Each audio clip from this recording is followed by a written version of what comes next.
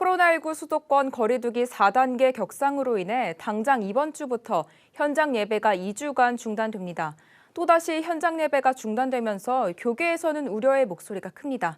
코로나 발생 이후 소모임 활동 제한부터 현장 예배 중단까지 전 과정을 짚어봤습니다. 김예지 기자의 보도입니다.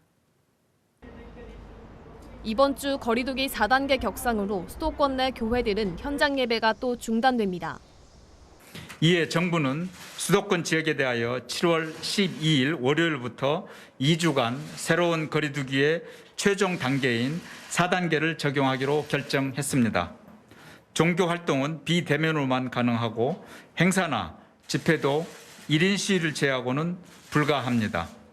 코로나19 발생 이후 지금까지 현장 예배 중단은 지난해 8월, 12월, 이번 4차 대유행으로 인한 중단까지 총 3차례에 달합니다. 지금까지의 예배 제한 경과를 살펴보면 지난해 6월 종교시설 모임 자제 권고로 인해 교회 안 소모임과 집회 등 활동이 중단됐습니다. 이어 8월에 2차 대유행이 시작되며 수도권 내 교회는 100여 년 역사상 처음으로 현장 예배의 문을 닫게 됐습니다. 정부가 교회 방역 조치 강화 방안을 발표한 겁니다.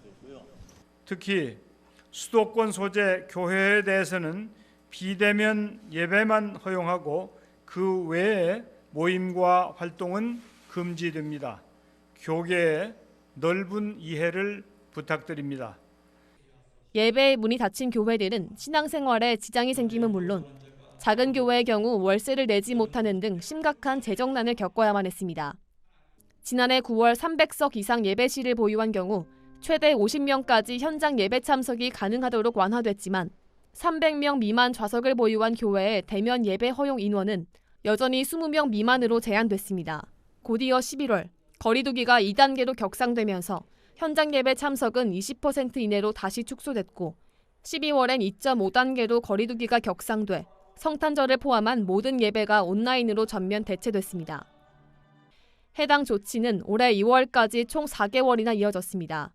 정부의 1월 발표에서 집단 감염이 종교시설에서 가장 많은 비중을 차지한다고 했지만 구티비 취재 결과 다중이용시설에서 감염 비중이 가장 높았던 것으로 드러났습니다. 이번 코로나 4차 대유행으로 하루 확진자가 1,000명을 넘어서자 정부 방역당국은 거리두기를 최고 수준인 4단계로 격상했습니다. 거리두기 4단계는 12일부터 오는 25일까지 2주간 시행됩니다.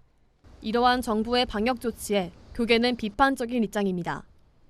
큰 식당, 큰 목욕탕, 그리고 대형 백화점 가보면 많은 사람들이 그곳에서 활동 다 해요. 그런데 모이는 것조차도 모이지 못하게 하는 그건 형평성에 맞지가 않아요. 거리두기 다 잘 지키면서 대면 예배가 될 수 있는 길을 모색하셔야 됩니다. 한국교회 총연합은 성명을 통해 비대면 예배 전환은 생활 필수 시설과의 형평성을 고려한 방역 원칙을 적용해야 한다고 주장했습니다. 정부에서는 그동안 방역 지침을 모범적으로 준수해온 한국교회 및 성도들의 입장을 고려해 보다 현실적인 방안 마련이 필요해 보입니다. 구티비 뉴스 김예지입니다.